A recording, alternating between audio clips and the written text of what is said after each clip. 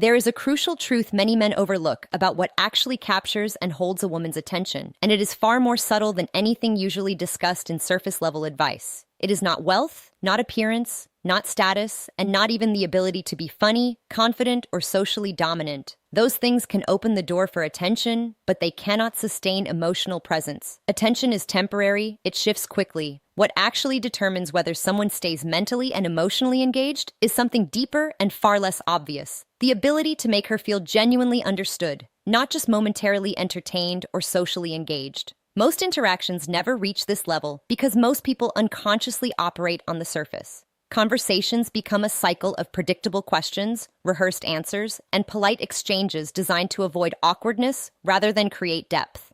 What do you do? Where are you from? How was your day? These are not bad questions, but they rarely lead anywhere emotionally significant. They maintain structure, but structure is not connection. And when every interaction follows a familiar pattern, the brain quickly categorizes it as ordinary.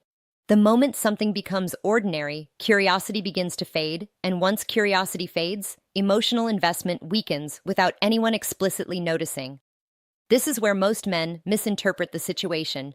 They assume lack of response, lack of interest, or emotional distance is caused by insufficient effort or insufficient impressiveness. In reality, it is often caused by the absence of emotional discovery, because attraction does not deepen simply because someone is impressive. It deepens when someone creates an experience that feels psychologically different from everything else she encounters in daily life. The human mind is not drawn to repetition. It is drawn to meaning, contrast, and emotional resonance. And this is why being noticed is not enough. A woman can be noticed constantly, through compliments, attention, messages, and social interaction, but still feel emotionally unseen. Being noticed is external. It is about appearance, presence, and surface acknowledgement. But being seen is internal. It is about perception, understanding, and emotional awareness. When someone feels truly seen, it creates a shift in their internal state. They stop managing their words as carefully. They stop filtering themselves as much. They begin to speak from a more honest place, because they sense they are not being judged or evaluated, but received. This emotional shift is extremely important because the brain encodes emotional experiences more strongly than informational ones. A woman may forget what was said in a conversation, but she will not forget how she felt during it.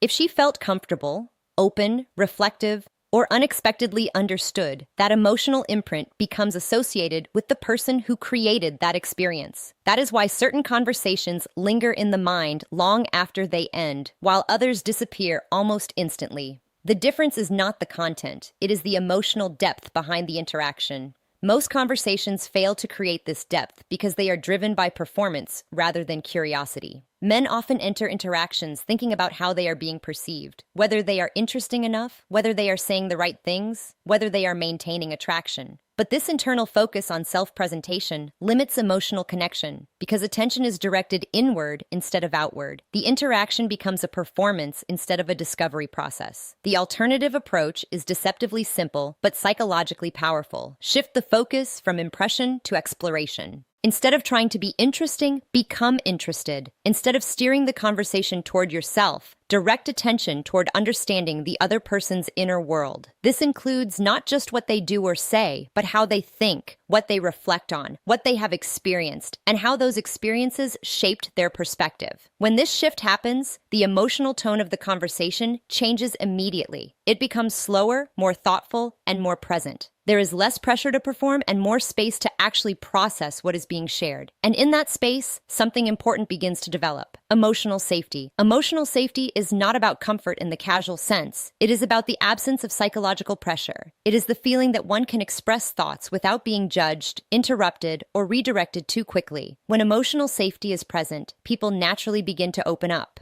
Not because they are being persuaded, but because their nervous system is no longer in a defensive state. They speak more freely, reflect more deeply, and reveal aspects of themselves that are usually kept beneath the surface in everyday interaction. This is not manipulation. It is simply how human communication works when pressure is removed. At the center of this process lies something very simple but extremely powerful: questions. Not generic or mechanical questions, but thoughtful, open-ended questions that encourage reflection rather than automatic responses. A meaningful question does not demand information. It invites exploration. It gently pushes the mind inward instead of outward. It creates a pause, and that pause is where depth begins to form. For example, instead of staying in predictable conversational loops, a question that encourages someone to reflect on change, memory, identity, or emotion creates a completely different psychological environment. The person is no longer responding socially, they are processing internally. They are accessing parts of themselves that are not usually activated in surface-level communication. And when someone begins to speak from that deeper layer of thought, the interaction becomes more emotionally significant without any force or strategy involved. Silence plays an equally important role in this process, although it is often misunderstood. Many people feel the need to fill every pause because silence feels like disconnection. But in reality, silence is often where the deepest processing occurs. When someone is asked a meaningful question, the pause that follows is not emptiness. It is internal searching. It is the mind gathering memory, emotion, and perspective into something coherent.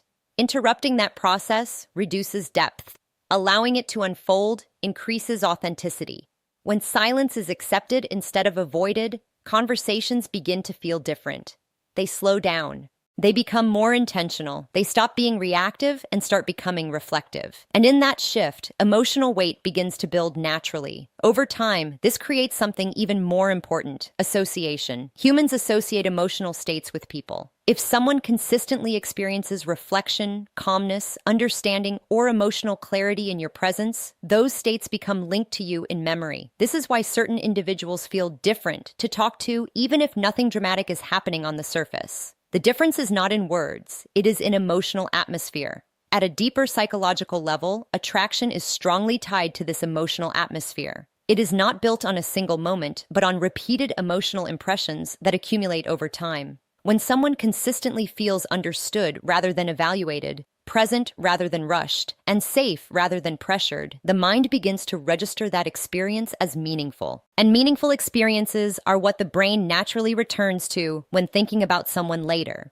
This is also why many interactions that seem good in the moment still fade quickly afterward. They may be smooth, polite, or even enjoyable, but if they lack emotional distinctiveness, they do not leave a strong imprint. The brain does not replay neutral experiences. It replays emotionally charged ones, especially those involving curiosity, reflection, or unexpected depth.